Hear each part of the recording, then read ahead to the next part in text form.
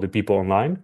And also good afternoon to Donika and Visar. Thank you so much for joining me for this conversation on the elections in Kosovo that happened last Sunday, February 9. It's a real pleasure to discuss this with you. Just to introduce yourselves, Visar, you're the executive director from the Institute for Social Policy, Musine Kokalari. Thank you so much for joining. And Donika, you are the executive director from the CiviKos, and which is a civil society organization, a platform working on civil society cooperation within Kosovo. And your organization, Visar Institute for Social Policy, is an institute working on social democracy, doing training and capacity building in Kosovo as well. Feel free to share more on the organization in a bit when we have some more time to discuss.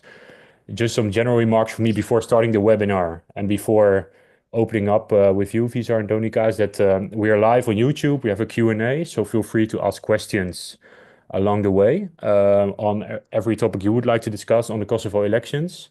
We'll have around 45 minutes, so yeah, don't wait too long and just ask the questions whenever you feel ready. And again, thank you so much for joining. Visar, I would like to start with you, this webinar, and just with a general overview on the Kosovo elections, because last Sunday the elections were there. Yesterday, I think even Sunday evening, we already had an exit poll. What's the general overview about on the election results, and what's the general response in Kosovo, how people reacted on what's happened last Sunday? Well, by now we have most of the results in, although we don't have the final results, but most of the votes that have been casted in Kosovo have been numbered. And now we're waiting for the votes that came from diaspora, which amount to about 85,000 additional votes that are going to be counted, and that will be the end. So we will have the end results, but we know already what the results are going to look like. So we have the self-determination movement. Visar Ymeri was in power for 4 years. That gained just above 40% of the vote. With the votes of diaspora, this might increase for another percentage point, but that's it. Then the second party is the party of Democratic Party of Kosovo, who is a member of the liberal group that came out as with 22%, just over 22%. And then we have LDK, the EPP party, that amounted to around 18% of the vote. And finally, the Alliance for the Future of Kosovo, which gained around 7.8% of the vote. So basically, this is going to be the composition of Kosovo Parliament, the 100 seats that are to be shared by these parties through these percentages. And then we have another 20 additional seats, as you know, which are guaranteed for the representation of non-majority communities in Kosovo, 10 belonging to the Serb community and the other 10 belonging to the other non-majority communities. So basically, this is going to be the composition of the parliament, which means that this time around, no party in Kosovo can establish a government without a coalition. And now we are entering the phase of the discussion on who is to be in government, which is not going to be an easy task. And I think that we are going to have a discussion on this webinar on that as well, because the situation is much more complex and complicated than the votes tell you.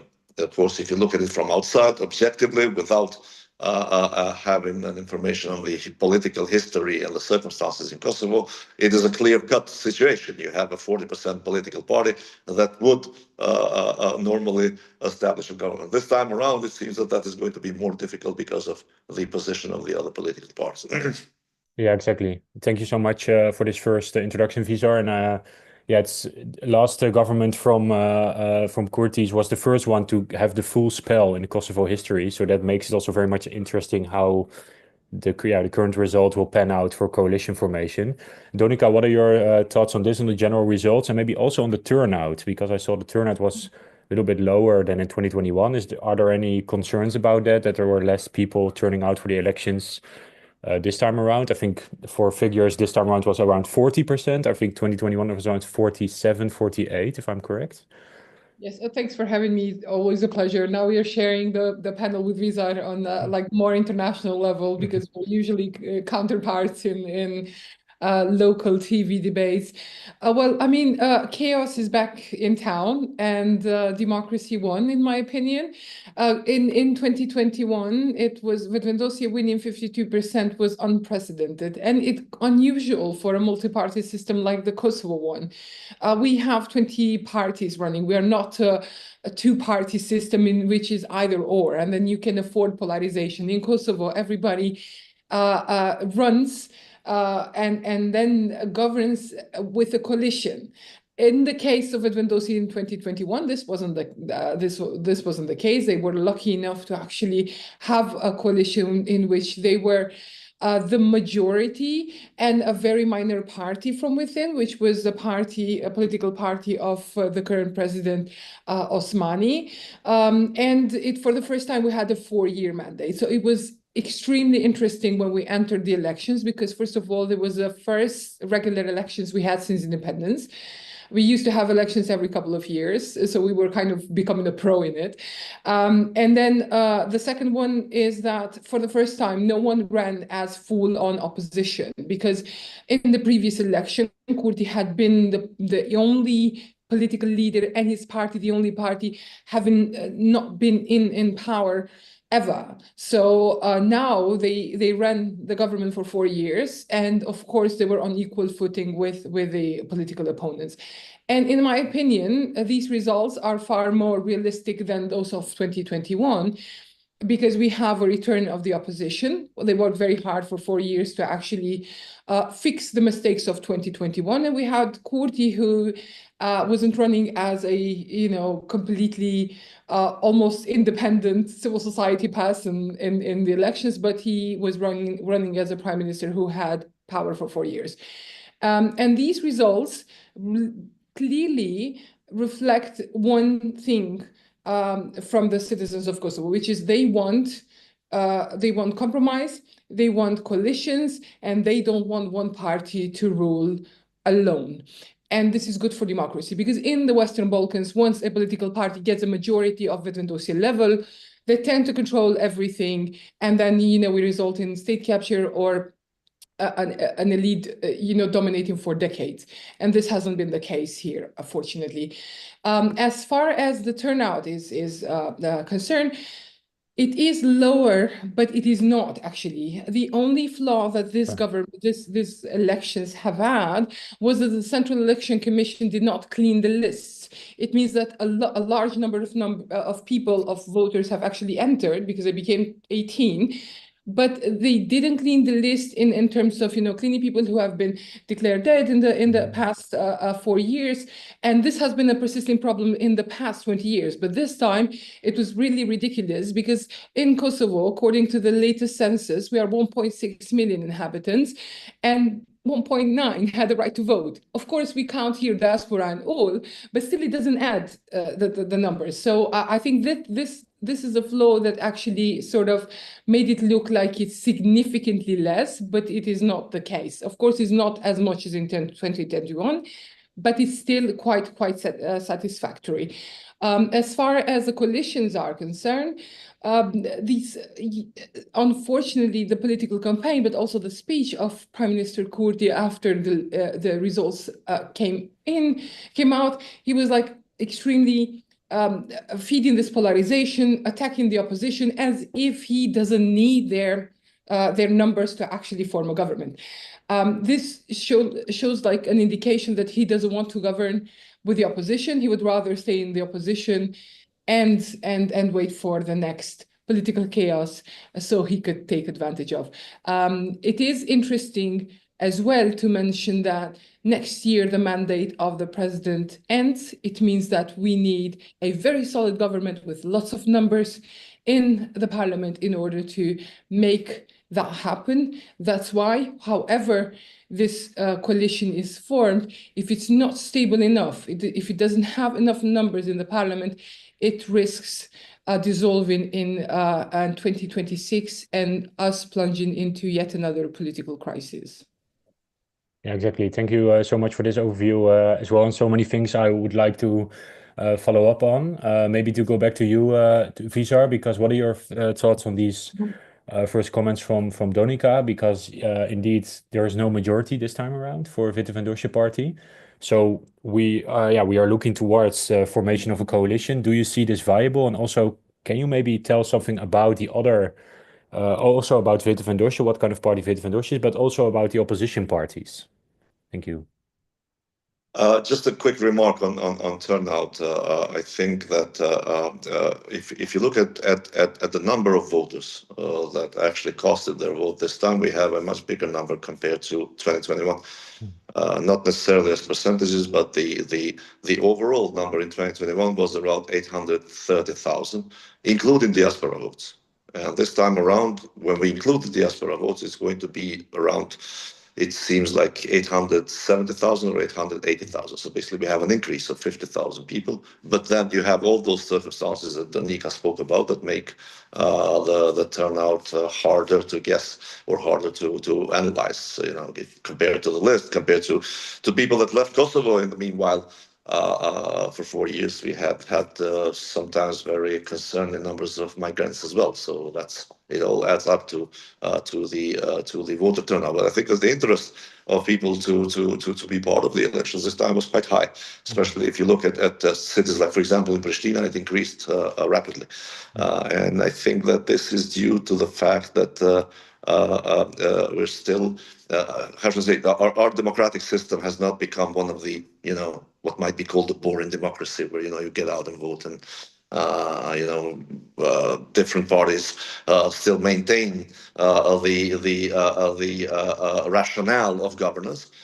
We have been dealing with a very unpredictable government and unpredictable political leader like Kurti, which I think has raised the stakes and has sort of like made people to get a bit more interested into who's running the country and how. Because as you know, Kosovo has a lot of processes where the relationship with our Western partners is very valuable and important, and therefore it is quite interesting, but also quite concerning to people to see how their leaders are going to behave on this matter as well. So basically, if we're talking about Kurti and the government, I think that there are a few problems which have affected the decline in vote. First, I fully agree with Donika, is that the vote in 2021 was unprecedented, and it seemed to be like a sort of a circumstantial accident rather than a major shift in the mindset of voters in Kosovo. Basically, in 2021, one can say that the biggest part of the vote that went to Witte Vendoortje was because of President Osmani joining the list at that time, who was very popular at the time. And also there was a vote which was more vote against the traditional establishment parties rather than vote for Witte Vendoortje per se, or self-determination per se. And this time around, that vote has sort of like corrected itself. So the system has corrected itself. Because of two reasons. One is that the expectations from Kurdi government were very high, and therefore disappointment came very low. And the second one was that for the first time, we have had one of the parties who was always in opposition, Witte Vendoortje, to actually have the chance to show themselves in governance, which they didn't do greatly. So people saw that maybe there is no sort of like a savior, a messiah in politics, maybe is not possible, and we shouldn't expect that. So we should actually try to find the best among the people who is to govern Kosovo. Of course, the decline in Witte Vendoortje is not small. It's from 50% of the vote, they declined to 40% of the vote. According to the results now, they lost in 4 year times, they lost about 100,000 votes altogether. They had 400,038 or something, and now they are around 330. When you add the diaspora, it's going to be a bit higher. So basically, that's not a small decline. And I think that this came because of people being disappointed with how Kurdi governed the country, but also because the oppositional parties, especially the two oppositional parties, PDK and LDK, has revitalized themselves in terms of leadership, in terms of party programs, and in terms of political activity in general. And I think that this paid off for them. Both of them has shown an increase in the number of votes. not as they expected, but at least it was an increase. And so this is creating a new trend in Kosovo politics, where I think that if we continue like this, that we are going to become a a more stabilized democracy in terms of having three parties which reflect three different ideologies and which will enter a race which is going to be a proper political race where you have different parties winning at different times. So, so I think that we are this election to me gives me a sign which might not be completely true, but at least it's a sign that we are entering a phase of political normalization and stabilization. As Which you is know, Kosovo is a young democracy, and of course that we have had our ups and downs. The procedures and the system functioned much better than any country in the region in terms of voter administration and election processes management. But now we are entering a sort of a normalization ideologically as well, and in parties' functionality and stability, which is very important. When it comes to the way forward in terms of establishing or forming a government, that is going to be a big trick and a very important one as well in Kosovo now, because of, as Donika explained, we have had a very problematic campaign. So basically, Kosovo electoral campaign this time around was very visibly different. You had one party, Vetvendosi and Kurti especially, who invested a lot into the leader and used the language and discourse of polarization rather than affirmative discourse of programs. And then you have the other political parties, especially PDK and LDK, who focused entirely on their programs and what they want to do with the government of the country for the next 4 years. And I think that this was a visible difference, which it seems touched the mind of a certain number of people. So basically, a certain number of people were completely dissatisfied with the arrogance shown by the prime minister during the campaign and supported the campaign that was run by oppositional parties. And I think that this polarization, which was the investment of the Vetvendosi leader Kurti, is creating now a situation whereby most of the parties would not want to enter into a coalition with him. This opens the door for another possibility to have the other political parties joining together without Vetvendosi to establish a government. yeah. According to our laws and constitution, that is possible. That you have the second, the third, and the fourth party that establish the coalition. This has two major problems. One is that it's not going to be easy to bring three parties together. And the second thing is that the issue, the obstacle, if you may call it, that we face in a year's time, as Donika mentioned, the election of a president, where any governing coalition would need at least 80 MPs in order to be able to pass that obstacle. And that is not going to be easy to be attained by none of the, if I say, blocks. Neither the Mendoza bloc nor the opposition bloc cannot. It's not easy. But I think that so far we have had some reactions from political parties, basically PDK and AAK, that said completely we are not entering a coalition government with Mendoza. And of course that everybody is waiting for the final results in order to know exactly how many MPs each party has, in order then to be able to start with the mathematics of the establishment of the government. Yeah, exactly. Yeah, and then yeah, for the full information, because the 80 seats needed to elect the president next year, it's out of 120 seats, right, in Kosovo Parliament, so which is quite high and difficult to attain, of course, with one or two parties. And to move over to you, Donika, also on the coalition, and also a little bit on the programs where Visar also alluded to with the two main opposition parties, PDK, LDK, focusing in the campaign a little bit more on values and their ideologies and their party programs. What would you say have been the main topics that have been put through to these opposition parties and in general in the campaign?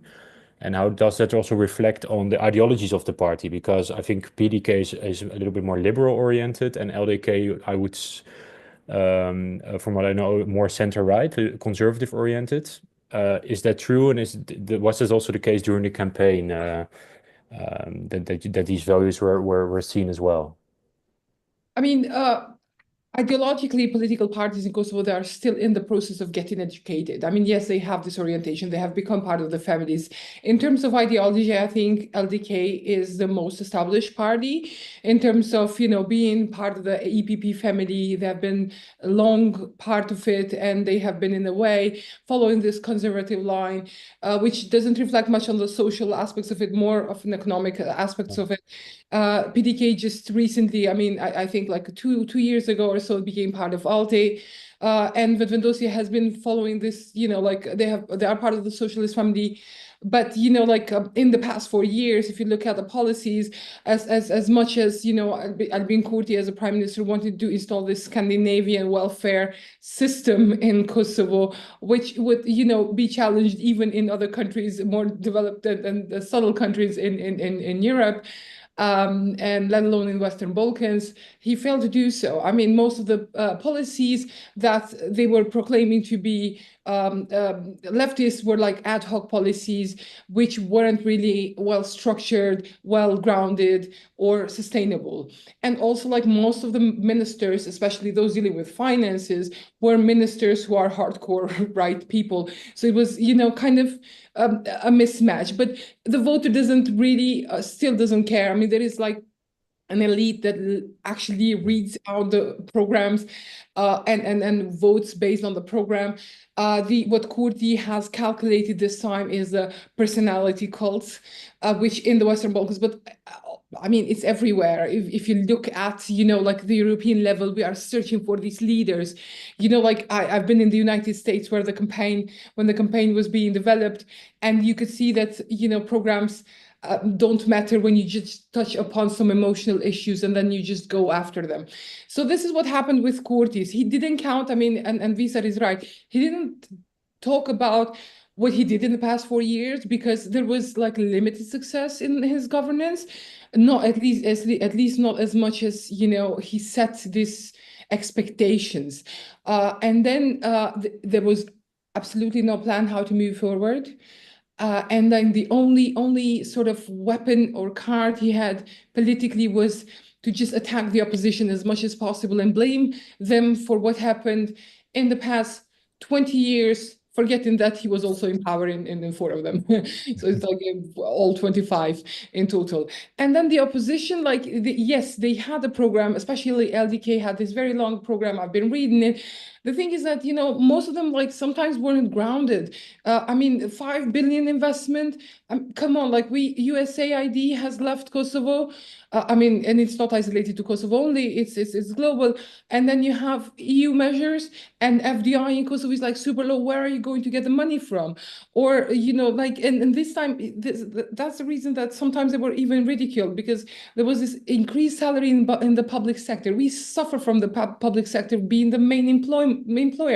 Why do you, then go back without, like even calculating properly, doing the math, and people don't do the math, unfortunately, then, proclaim to increase salaries by 50%, pensions by 70%. So it looked like, these numbers, they were just chaotic.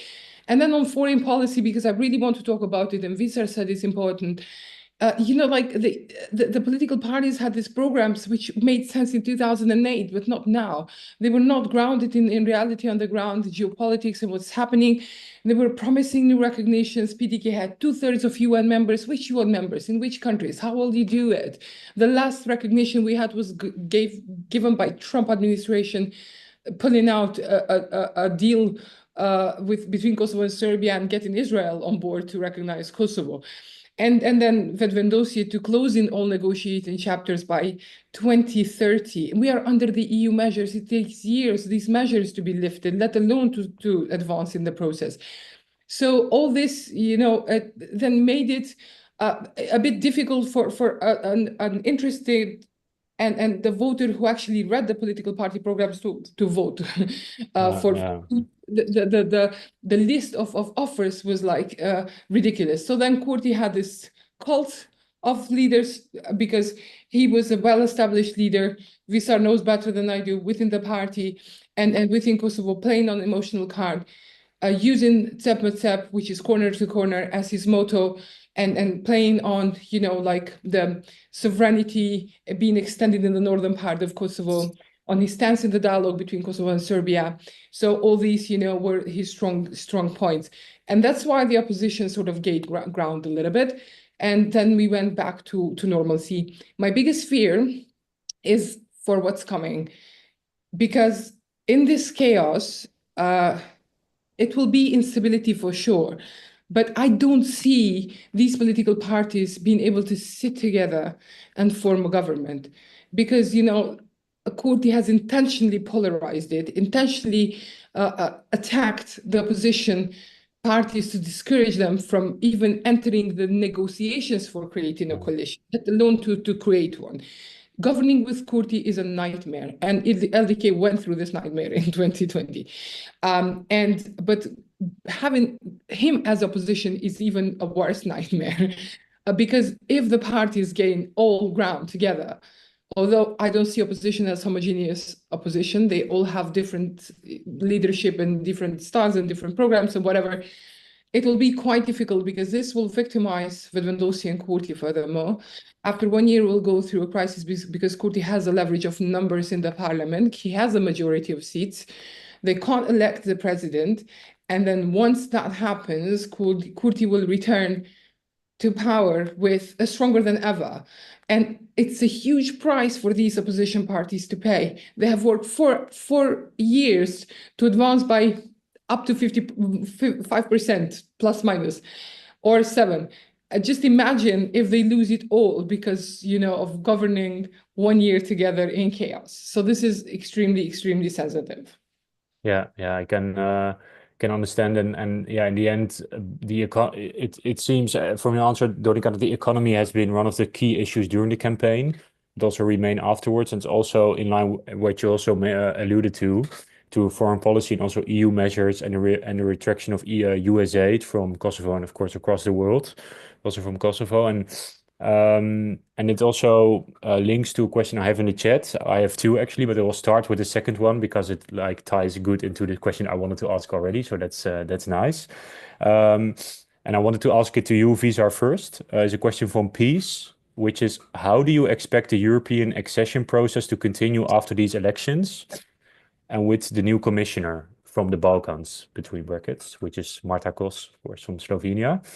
So Visar, what are your thoughts on this? Well, I think that this is very much linked to the type of government that we are going to have. I'm afraid that basically one of the problems with this electoral campaign, and this is, I would say, an issue that we have faced in the past as well, is that during the electoral campaign, political parties, as if by magic, choose not to talk about one of the biggest elephants in the room, and that is Kosovo-Serbia normalization process and the implementation of the agreements thereof. And this is not the first time that this is happening in Kosovo, but it happened this time as well. So basically, all of the political parties were sort of like vaguely answering on this very important topic, or answering it indirectly. So what Donika referred to as the flaws or the gaps in the foreign policy, let's say, part of political progress, I think this flaw or these gaps are actually related to the things that they didn't want to say. Because the dialogue in general is not very popular, and especially concessions or compromises that are expected of Kosovo are not popular, they choose not to talk about that with the risk of losing votes. And the same goes for Kurd as well. So I think that everybody that is sort of like working to become a prime minister in Kosovo, I think, are aware what is being expected of Kosovo, which is related to the EU accession. This time around, although this has not been necessarily the topic of the electoral campaign and not really the concern of the people on daily basis, I think that we are going to have a different discussion on especially the EU accession process, because of the sheer fact that we see that the progress of Albania and Montenegro is becoming much tangible and visible. And therefore, I think that this is going to put a lot of pressure, not just in Kosovo government, but in all the governments in the region who are not at the same process, or who are not walking in with the same pace as these two governments or these two countries are doing. So I think that there's going to be more pressure on Vučić in Serbia, more pressure on Mickoski in North Macedonia, more pressure in whoever is the prime minister in Kosovo, because for a very long period of time, the people in the region actually started to read the signs coming from Brussels and the other important capitals of European Union as not interest or non-interest into enlargement, and therefore, for the leaders, both populistic, nationalistic, and/or corrupt in the region, could always blame this on EU. If we see signs that this is changing with the new commission, especially, and with the accession, as I said, or the progress from Albania and Montenegro, I think that this is going to paint a different picture of the possibility, and therefore is going to make it more visible that countries that are lagging behind because of their responsibilities and not because EU does not want it. So I think that this is going to be a game changer, provided it continues. The other thing in this equation, one has to acknowledge, is that we have a new administration in Washington, D.C., with a new, much less, much less predictable policy. And that is going to have an effect in the region, I think, related to EU, but to regional cooperation as well, and potentially to the Kosovo-Serbia dialogue process as well. So basically, it's hard to say now because, I mean, in a formal manner, we have an agreement with Serbia. That agreement has become legally binding for both Kosovo and Serbia. It is a part of our country's accession process to the European Union, which tells you that that agreement needs to start to implement.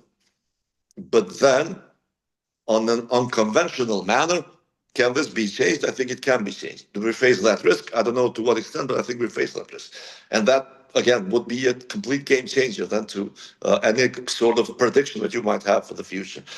Of course, the sentiment and the will of the people of Kosovo is not going to change when it comes to our readiness and interest to join the European Union.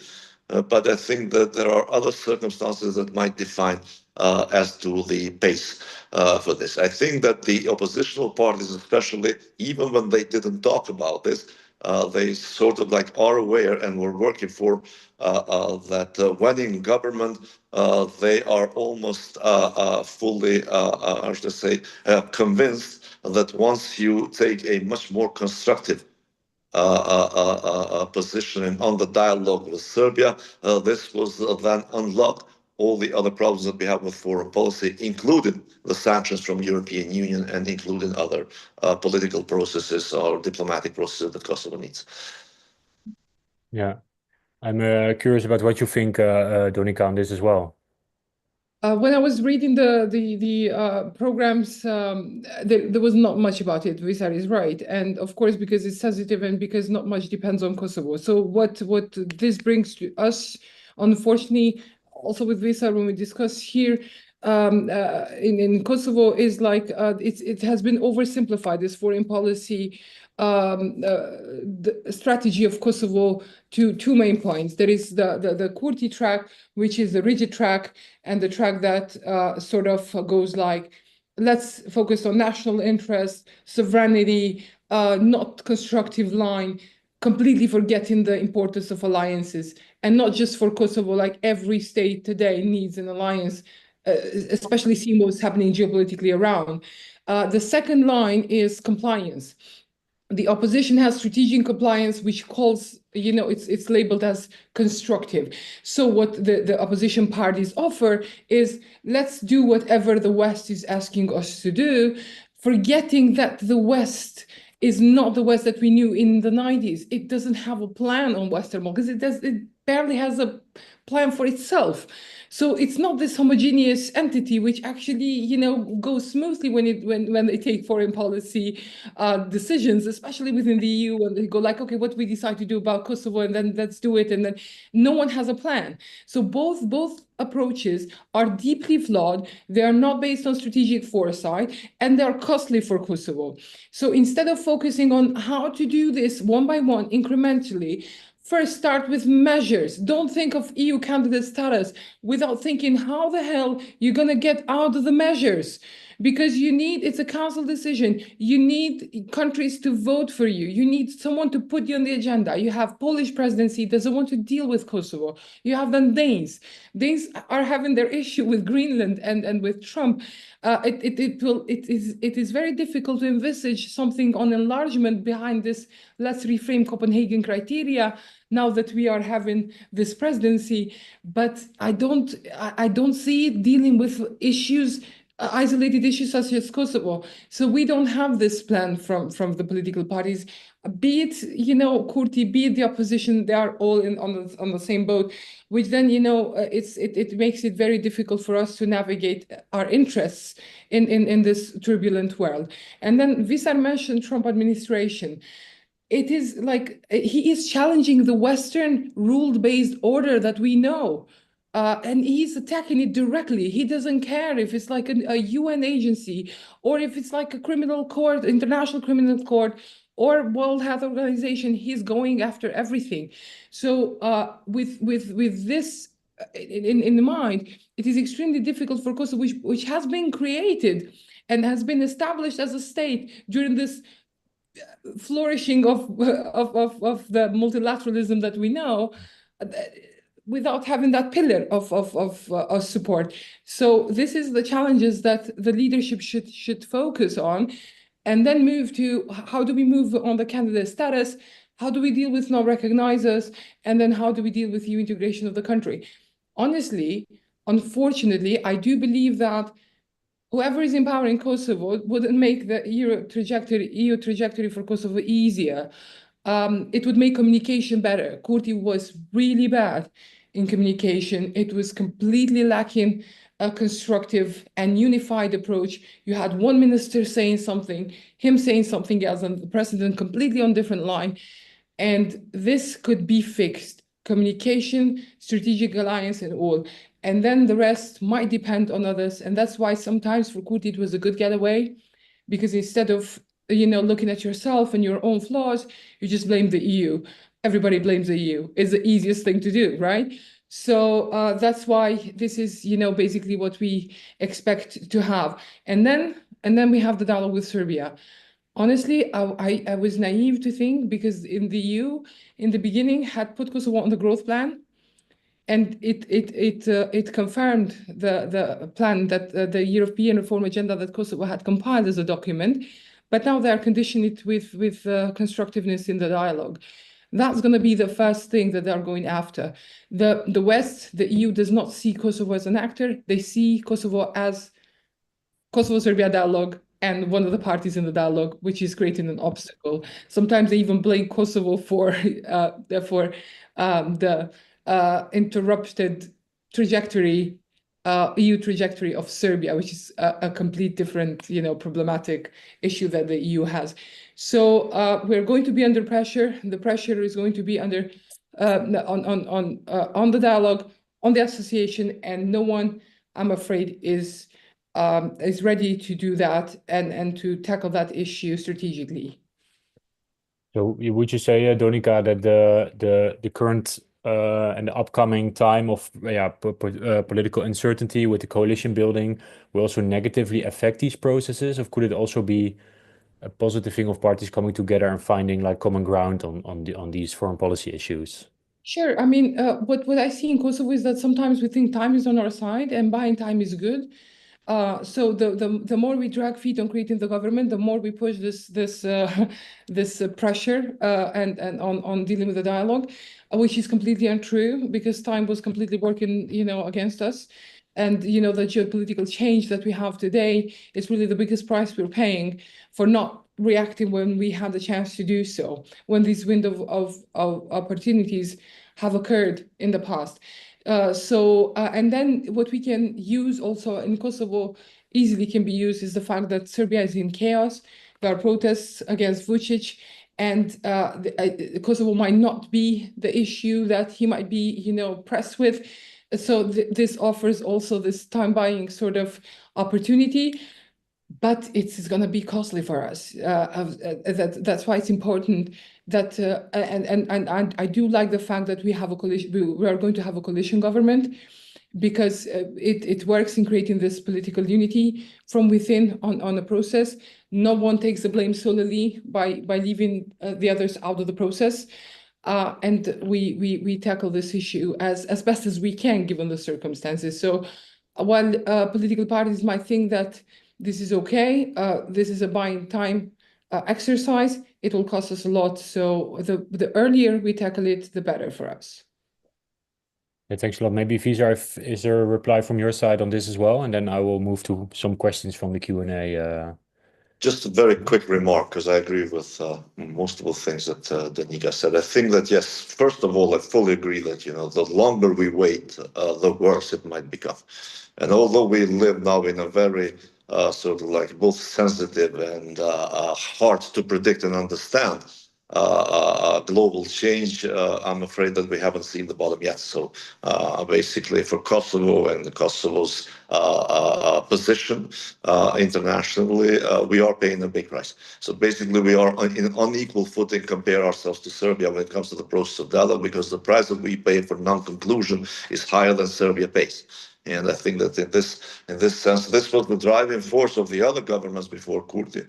But now, obviously, Kurti government has raised the bar in some of the issues which are hard to change overnight by any government that comes after him. The second thing is that I understand, and there is logic in saying that if we have a coalition government where one of the partners of the coalition is Vetvendosje because of its sheer size, and a more rational or constructive party in the governance, this is going to stabilize and normalize the behavior of the government, especially towards our Western partners, the process of dialogue and our foreign policy.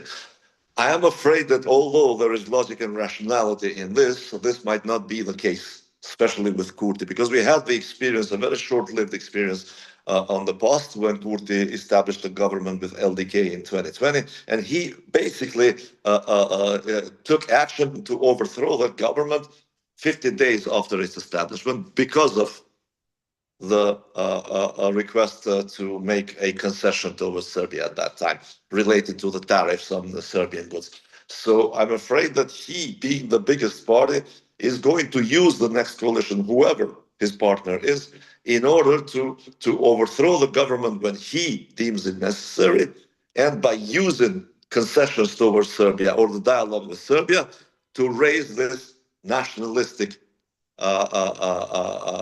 polarization in society. So I don't think that necessarily and automatically a government with Vetvendosje and some other party guarantees you stability.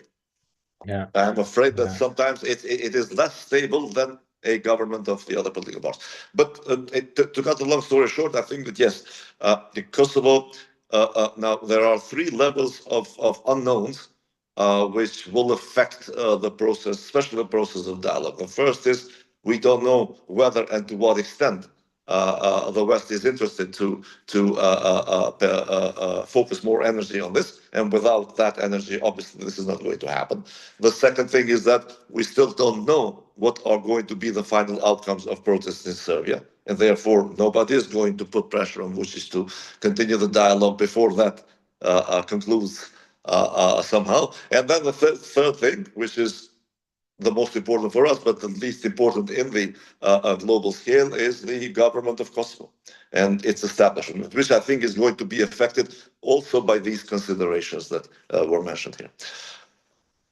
Yeah, and the point you made before also shows how difficult it will be to form a coalition, because it's such for a coalition partner, it's really it's not such a good side to work together if you also saw what happened in 2020 earlier, when the coalition fell after 15 days, as you say. I'll be moving to the Q&A where there are two more questions, and if someone still has a question, please ask it now, because we're already 45 minutes into our webinar and time goes very quickly with all these interesting conversation and topics. So the first one, it's a question that's standing for quite some time already. It's from What Will I Wear Today? Thank you for asking the question. It is, thank you for organizing this webinar. To what extent has the potential legalization of marriage for same-sex couples influenced the elections? So it's a completely other topic that we haven't talked about. I see you unmuting, Donika, so let's start with you, and Visar, please follow up.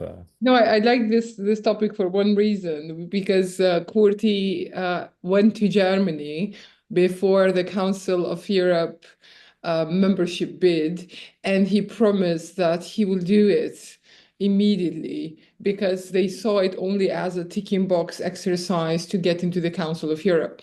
Once that project failed, then it went completely under the carpet. The civil code in Kosovo, it has been marginalized to same-sex marriages, but it's an amazing law. So nothing is being discussed but that particular point. And there have been like some other cases related to women's issues because, of course, everybody wants to control women's bodies. So Kurti failed, and he had the opportunity to actually move this issue forward. But then, of course, because Vendosi grew so extensively in 2021, that absorbed everything, including a hardcore line, religious line, a party that was, openly Islamist. So a line that was openly Islamist, and which left Vendosi afterwards.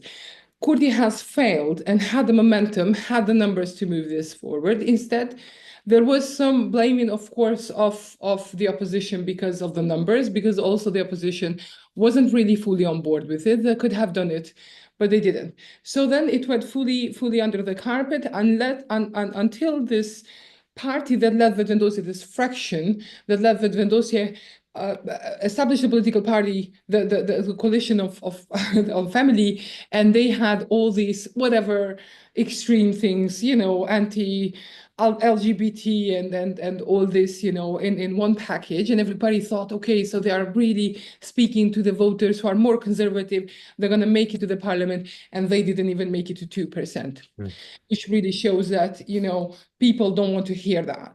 That is not an election topic. And that means that it's not sensitive enough, to be honest, that it could have moved in the parliament without making an impact, or probably just making a minor impact in parties' popularity or support, but it was sheer lack of will from Kurti to actually do this. And it was like a bit hypocritical because he was going after this issue before the Council of Europe bid, and then completely forgot about it.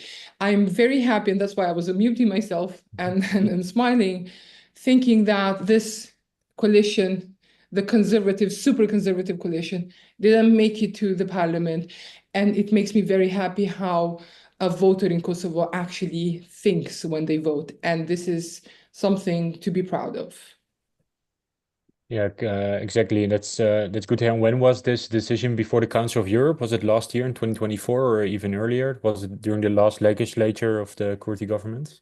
It was in 2024. Everything yeah. happened around May, June. So Kurti went to Bundestag and promised that he will move it forward, that, he will do the impossible to tick the boxes to become part of the Council of Europe.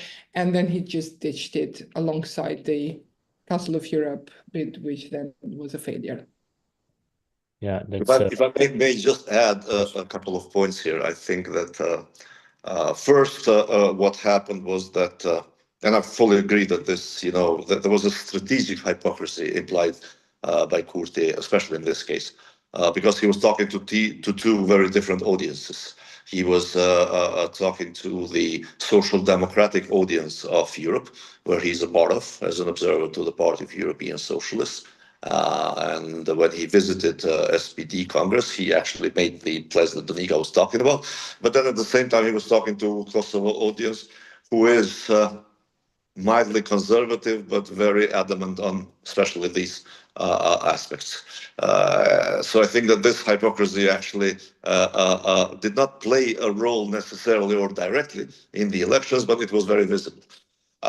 My fear is that, or concern is that, although this list for family, as it was called, this religious conservatives list that took part in elections for the first time, did not gain any votes. It was like, I think, just close to 2%. But still, the problem is that there is conservatism in our society, and I'm afraid maybe to an extent a growing conservatism as well.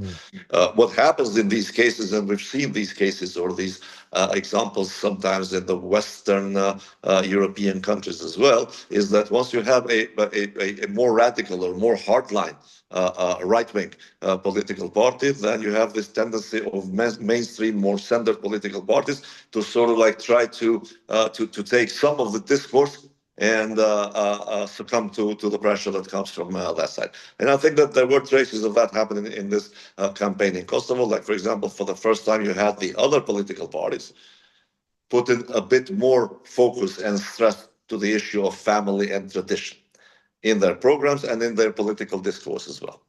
And I think that this, as a trend, if it continues to be a trend, is concerning. So we didn't have many problems now. But if we continue down this path, then we will have the increase of conservative mentality in Kosovo rather than it decreased. Yeah, thank you. It's very clear. And thank you for these answers. The last question from the Q&A before also rounding off this webinar is from Casey King, which is there has been a lot of foreign influence, notably from Russia, in elections in the region. How is this in Kosovo? Maybe to stay with you, Visar.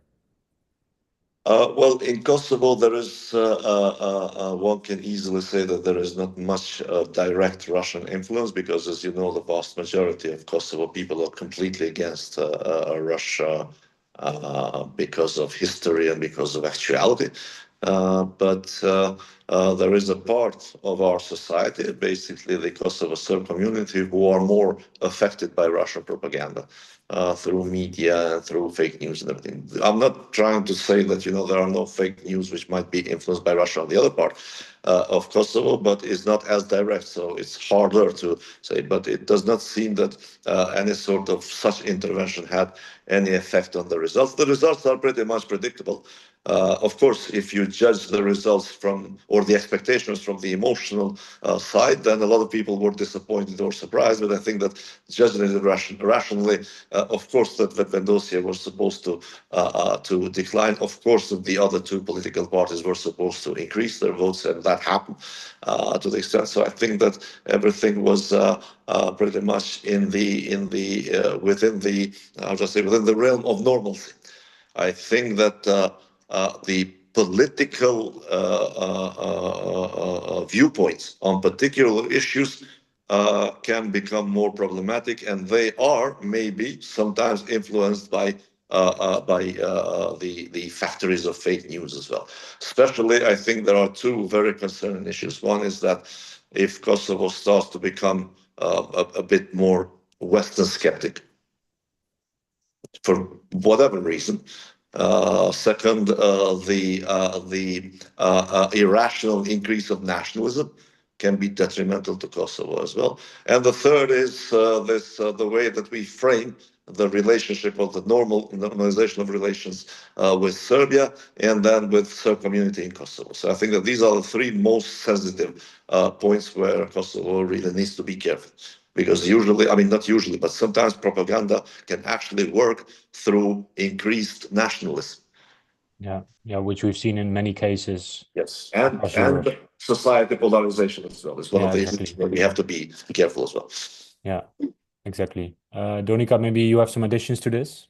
I just make a slight difference between the Russian direct interference, which Visar mentioned rightly, which comes through the line of Belgrade to the Serbian sphere in Kosovo in general, and then the tools that Russians or the Chinese, the autocratic tools, the toolkit that they have created, and it's being applied by local autocrats. So there are like two different things. In the case of Kosovo, you don't have Russia waking up in the morning saying, how do we, meddle these elections? But, there are these autocratic tools that often the local elite sort of adapts and uses it against, in the voting process, in the elections, or even like in the way they, govern on everyday life. So in this case, you could see that, the social media, the bots, the Twitter bots and all, they were all there. So we can't trace exactly who did it and how they did it. But as I said, I highly doubt it was someone, from Russia working on it. It is usually these locals utilizing these toolkits and then just using it against opponents. And in this case, there was polarization, and you could see that there was a lot of stigma. Kurti specifically tried to build this narrative that it is us and then it is the opposition, and the opposition is the pro-Serb opposition, sometimes even tying the media to Serbia. I mean, Clan Kosovo has been called a clan of Serbia. So you could see that all these narratives were nurtured, which look alike, a Russian style of interference in the media through different in the election process through different toolkits, but it was the locals. And this is what we actually should be afraid of. Sometimes just looking at this problematic events happening in election process as coming from a foreign actor it explains the problem, but only a limited part of it. We have to look at the local actors who actually enable this. And then you can see the boycott towards the media. You could see actually this media being attacked on the ground, citizens refusing, like the random citizens in the polling stations refusing to talk to this media, calling them, Serbian media. So this is, I think, more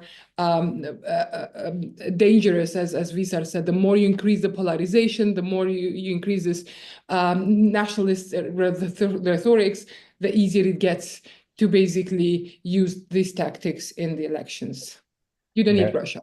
Yeah, exactly. That's and also something we see across Europe with politicians from all sides of the spectrum using narratives that are there in a way that only increases polarization in a very negative way, which focuses on nationalism, etc. Because polarization can in many senses also be a thing which fosters the political discussion. It could also be an interesting way, which we might also see during the coalition building in the upcoming times. That's maybe my final question, also conscious of time. We almost spoke for an hour.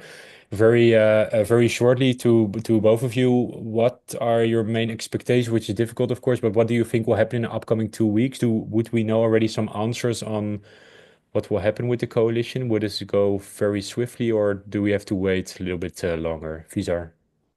I think we have to wait. I think that we are not going to see this thing concluded for at least some months. Okay. There are some gaps in our laws and procedures that can enable, especially the governing party, to expand or extend the time by which the government is formed. So I think that we are going to have a lot of negotiations, a lot of public discussion about it. But I don't see a government being formed before summer holidays or even after. Okay, that's some time. That are like Dutch practices on coalition formation, which we are very used to here in the Netherlands. So, Donika, do you agree? It will be something like that? And unfortunately, I think the Dutch or the Belgians Belgian, or yeah. the Austrians, they can afford being governed without, government or whatever circumstances. Kosovo cannot afford that, and this is very risky for not only internal functionality of the country, but also how we navigate in this, turmoil. Germany has elections. France will have elections. Most likely, we're going to deal with a new commission, and a lot of things will happen with us dealing with our little government and country here, and I think that is detrimental to Kosovo and its future, unfortunately. Yeah, definitely, and that's a good bridge also to the conclusion I wanted to make. It's something we will definitely follow from the international perspective as well, from our side, from the European Forum side, with the international network, keeping a close eye on what's happening in Kosovo on the coalition and on other topics, and also towards presidential elections next year. And for now, thank you so much, Visar and Donika, for sharing your thoughts, your knowledge and expertise on the politics of Kosovo. I think we could have talked for maybe 2 more hours, but we should leave the people watching this webinar also to the rest of their day. But let's keep in touch, and also if there are any interesting things happening, let's see how we can follow it up and maybe write an article or something on the website of our European Forum as well. So thank you so much for being present here. Thank you. It was a great pleasure. So for rounding off this webinar, also thank you for everyone watching this and for the questions in the chat from the European Forum side. That's also the bridge Donika made for me, is that we will also follow the German elections, which will be coming up, and will also be, I think, somewhere where we see some polarization as well. We will follow that too with the webinar, so keep an eye on our website and our socials, www.europeanforum.net. And you can follow everything. And for now, thank you so much. That's it from us, and see you at the next webinar. Thank you.